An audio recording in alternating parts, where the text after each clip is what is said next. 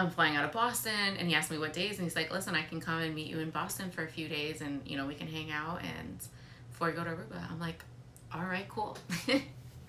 Hey. All right, welcome back to Single Life to Single Life, episode 3. I used to chase the seasons and I want to winter somewhere else. Instead of trying to find somewhere new and what country should I go to and where should I stay, Aruba just seemed like the easy choice. I was just there. I really liked it. The weather was beautiful. It seemed safe. So boom, instead of using time capacity to find somewhere new, I chose Aruba. I'm planning for my trip to Aruba. I'm supposed to be going for about 45 days, and to plan this out, I am a very budget traveler, so I start looking for place accommodations. And one thing I love to do is I love to message the person directly, and I'm like, hey, do you actually have a direct line where I can book this through you directly, versus going through a third party and having to pay them, where I could just pay you instead. I found this one apartment that I really loved. The owner was great, and we started WhatsApping and everything, and I got it for like half the price of what's listed on some of these major housing platforms. So it's always funny when people are like, how can she afford to travel? How can she afford to travel? I am a budget and negotiator. I will ask for anything and everything. And part of that also is like, I am trying to build this business, like Life with Tania. What is it? Sharing myself. So I joined a lot of Facebook groups, and in one of them I also put like, hey, I have a following of 150,000 followers on Instagram. If there's any businesses that want to collab. And this one photographer reaches out and he says, hey, yeah, I would love to, do something with you. We plan to meet up. One of the first nights I head back to Aruba. What else did I do to plan? I worked with Keely, who I hired to style me a couple different times. So we actually got together and she built me this wardrobe, and I like ordered all these different pieces that were great and beautiful. Denver guy is still kind of there, but Denver and I are just purely sexual. So we don't really talk like at all. We just randomly hit each other up. And so we actually, I think he hit me up or something, was seeing what I was up to. I was like, well, I'm actually heading out to Aruba. I'm flying out of Boston, and he asked me what days, and he's like, listen, I can come and meet you in Boston for a few days, and we can hang out and before we go to Aruba. I'm like, all right, cool. He books his flight. I find us a cheap hotel out there for a few nights. Yeah, and he comes visit me, and we finally have sex, because remember, we didn't have sex in Denver, so we finally hook up, and that was fun. I'm not gonna lie, it wasn't as good as like what I thought it would have been compared to like our hot makeout session that we already had in Colorado, but it was good. It wasn't Aruba good though, like the Aruba guy, but it was good. It was good. So anyway, so we hung out in Boston for a few days. That was cute. And I'm heading to Aruba now. One of the first nights out there, the photographer Vince, who hit me up, we made plans to meet at Moomba's. So we meet up, his wife comes along, we all get along, we all click, and that's great. So I'm like, cool, I got a photographer I'm gonna do some collaborations with. I have a really cheap accommodation spot. I found a really cheap car rental. Like everything is like working out. This is beautiful. My month and a half out here is just gonna be a very, very fun time. And it is. I'm in Aruba making friends, having a fun time, having great sex, making amazing friends, having amazing memories, doing the one-day carnival that they had in January, having my birthday at the beach with like friends, falling for this one chick. I was living my single life, and I was having a good time. And I was also doing business meetings for wine companies, making appointments with different restaurants, bars, and also wine distributors. And that was like really good. I did more of the social media aspect. So this was my first time actually setting up sales meetings with countrywide distributors, and that was huge. And it went really well. It overall was just like a really well-rounded time. You only saw the dating aspect of my time in Aruba, but I was out there for more than 45 days. And so a lot more happens than, my date with Joelle and that one party and things like that.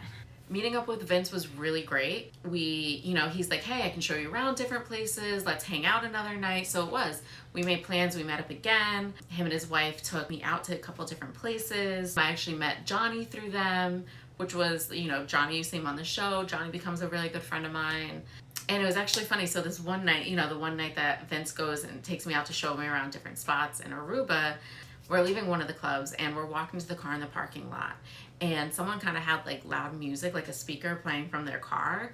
And so I kind of just start dancing like in the parking lot, and there's a couple other people. I'm like, come on, come dance with me. And then all of a sudden, next thing I know, the parking lot turns into an outdoor like club, and we're out there for a good half hour partying and dancing.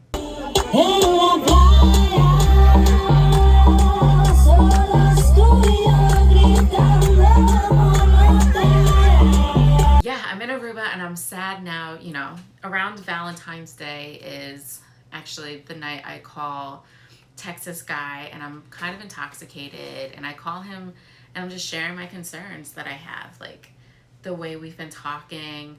My trip is going to be ending in a few weeks, so I'm probably going to be planning on going to see him, and just how we've been talking, it seemed like once I saw him, things would be going so fast. And a couple days later, I went to message him. He blocked me on every platform there was. Being blocked and everything, that really hit me in my gut. And especially because he would always say like, oh, even if we don't work out, I would still be your friend. You can always call me. You can always count on me. And I'm the type of person, especially when I don't know you, I'd say, don't make me promises you can't keep. No, I know I can keep this. I know that no matter what, I'm still gonna be friends with you, and you can always count on me. Don't ever worry. And so when he blocks me, this is why. Don't say things to people that you aren't sure you can actually hold up to. You don't know me enough to be able to promise that like you're always gonna be my friend, you're always gonna be there, that I can count on. Because point in case, he blocked me on everything. The only way I could have gotten a hold of him was mailing him a written letter to say, hey, I need help. So that was like really frustrating. That was hard. But yeah, I'm in Aruba and I'm gonna keep enjoying my time. I'm making these friends. I was working out with Sporty Lifestyle Aruba. All right, going to day 3 of my personal training. My personal trainer, Cheryl, was going on a trip. So she says, hey, I have someone who's like interning for me. She's gonna work out with you for this week that I'm gone. I'm like, cool. I go to the session with this like fill-in, and her name's Teodora, and she's so cool. We really click right away, and I'm like, hey, I'm gonna have a cookout at my house in a few days, and I'm having a couple friends over. Come on over. Lo and behold, Teodora is now a really good friend of mine, and we're actually planning. I'm leaving the States again for the winter time, and I'm going to Colombia with Teodora. So look at that. Like, look how amazing my time in Aruba was. This was also the whole Am I in Love video that you saw last week, where I also got like huge feelings for a chick in Aruba. Aruba was just amazing. Aruba is amazing. Definitely more than what you saw on TV. If you have any questions, hit me up. I'll probably do another YouTube down the line that talks a little bit more, but other than that, it was just having fun, enjoying myself. That was my time in Aruba. Then the show hit me up. So I'm still enjoying my time in Aruba. Start filming. Yeah. And no, I'm just kidding. Yeah, still at this point, like I think 2 months later, still hadn't, March, April, like 3 months later, hadn't talked to Texas again. Until one day he actually posted on his Instagram.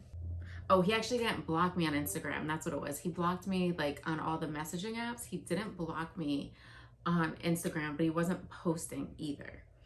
So he finally posted, and he posts a song that said something about, for those of you lucky enough to have closure after a relationship or something like that. And I'm like, what? And so I actually commented or I messaged him. I'm like, well, can I be one of those lucky ones who can get closure? And he responded back. He was like, what do you mean closure? I thought we were all good. And I'm like, wait, what did I say? I'm gonna pull up what I said exactly. Let me see if I can find it. Okay. I don't remember what I wrote the first time, because then it goes, all the messages aren't there, but he says he thought that he was an afterthought for me. And I'm like, what, like, how would you think that? Like, you were the one who said when I go to Aruba that we wouldn't talk as much. And I said, I've been the one calling you and texting you, reaching out to you. I was the one doing that. And anyways, we're just like talking a lot. We're going back and forth, and he's like, well, what are you looking for? What do you want? And I was like, honestly, like, you know, like, I still just wonder like what we could have been. Like, we really were talking and we really got along, and there were definitely emotions involved. Yeah, so we got on the phone call and we ended up talking again for like another 5 hours, and at the end of that, during that, I booked a trip. I was already planning on leaving Aruba, I think the week or 2 weeks after that. And so I changed my flight. Instead of flying back home, I changed it to fly to Texas. And I did tell him, I'm like, listen, like, you just blocking me pretty much from all communications, like, is a huge red flag for me. I'm not going to be verbally expressive this next week. For me now, I know the virtual emotions there. I know virtually when we talk, we get along. I know there are emotions there based off of that virtual relationship. But now for me, I need the physical aspect. I need to know that the vibes are there when we're physically in person. I said, will you be okay with that? You're a very verbal and expressive person. Will you be okay with me now? And he said, that's all right. He's like, as long as like I can express myself, he's like, I'll understand. I said, okay, cool. You know, you again blocking me is a huge red flag. So I'm just taking this slow. So we kept talking for the next few days. And at one morning, he was like really distant, like, what's up? And he's like, you never checked in with me last night. Last thing I saw was you on Instagram walking in a parking lot alone. So then I'm nervous. I don't know if you got home safe. I don't know any of this. And I'm like, we didn't call to check in. 2, 3, I didn't know I had to check in. Like, what? Like, my mom, it's something even my mom has gotten used to. Like, I don't check in with people. And 3, like, I've already been here for more than a month by myself, going out and not having to check in with anyone. Sorry, we just started talking again. So yeah, after 2 or 3 days of talking, in my mind, it's not a thought for me to be like, oh my God, I have to check in with so-and-so and let them know I'm home safe. Like, if you wanted to know, you could have called me. So anyways, we worked something out where I'm like, I'll try to be more cautious of it. I'll try to think more about it, try to be a little bit more intentional. I'm not saying you're gonna, you know, in the next week before I'm there, I'm gonna make a drastic change, but you know, I will be like going forward, trying to be more mindful of it.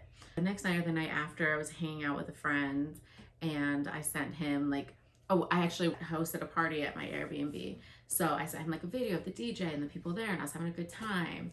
And the next night, you know, also I sent him, I had a friend over and we were just hanging out by the pool and just hanging out. And I sent him a little video like, hey, I'm home. This is what I'm doing, whatever.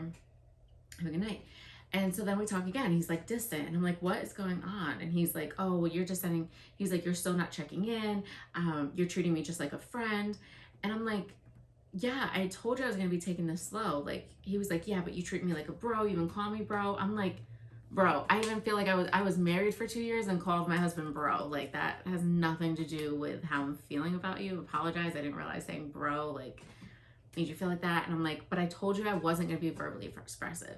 He's like, well, I'm just realizing I need more. And I'm like, okay, that's great. Like, I'm happy you're telling me now, but like, you can't get mad at me for not giving you something I didn't know I had to give, and nor did I sign up to give to you.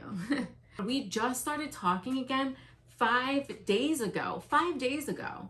5 days ago, bro. He's like, listen, this is like a one-sided relationship. You're not invested in it. And I'm like, oh my God, I'm literally the one who changed my flight from home to Texas so we can finally meet, finally see what the vibes are in person. I'm the one who's contemplating moving my whole life around for you. We said that if this goes good, I will more than likely in the next few months following that move to Texas. We never talked about you moving anywhere else. I'm the one who'd be turning into a stepmom, moving into a state I never thought about. So a one-sided relationship, like, what are you talking about? And I don't know, he just was getting upset. He's like, listen, I've already detached. I've already closed myself off. You should just cancel your flight. Listen, don't say no more. Say no more. Like, what are you talking about? I'm literally supposed to fly out in 3 days to go meet you for the first time ever. 3 days. You couldn't wait 3 days to see what it would be like to meet me. You couldn't wait to see what connection we'd have in person to meet. I was like, I feel like your fear or something is kicking in, preventing this. And he was like, no, I thought this through. I'm like, you know what? Fine. I was pissed though. I was pissed. I was upset. I was devastated. I was pissed at myself because blocking me the first time is a huge red flag. And you know, when we started talking again, 5 days, I told him, like, you know, if you feel like you're getting to that point where you're ready to shut off again, like, tell me, please tell me so we can work on this. And instead it repeated. He was like, oh, he told me he shut off, but he wasn't like, hey, I need more. This is missing. I'm feeling I'm going to shut off. It was like, oh, I'm done. I totally shut off. Okay, cool. So I'm pissed now. And I'm like, just, you know, online, just messaging venting, just venting. And he was like, what do you want me to do? I was like, nothing. Honestly, what I want you to do is just let me vent for the next 24 hours so I can process this. I was like, because, you know, I was still under the impression I was going to fly and see you in 3 days. And so that was that. I canceled my flight, changed it to go back home. I did run into actually like immigration problems in Aruba. I had applied for an extension. As an American, one website says you get 90 days, the other website says you get 30. And they had called me to say, oh, well, your flight's a week after. We don't do 1 week extensions. And I said, listen, that's fine. I don't need just a 1 week extension.